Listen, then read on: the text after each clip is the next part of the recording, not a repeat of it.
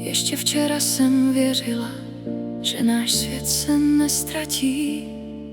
Dnes mě drží dvě malé ruce, ve kterých můj život spí. Každý krok je o něco těžší, každá slza chvíli pálí.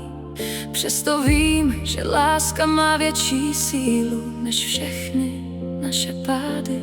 A když přijde noc a já ztratím směr, vaše obětí vrátí mi víru.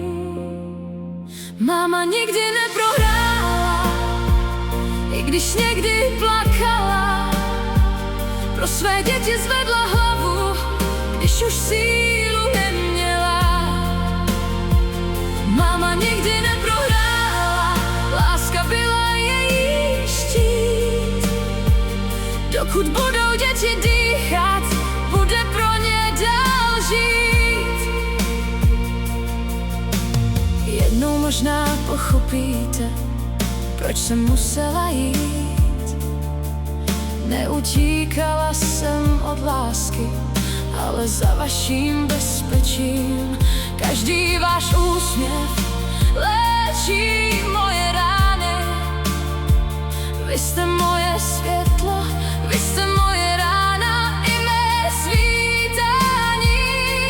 Možná jednou všechno přebolí, možná jednou zase budu mít klid, ale jedno vím, už dnes nikdy nepřestanu být vaší mámou. Máma nikdy neprohrála, protože vás měla. V každém obětí našla celý svůj svět. Máma nikdy neprohrála, jen se znovu učí žít. A když se děti usmějí, ví, že stálo za to snít.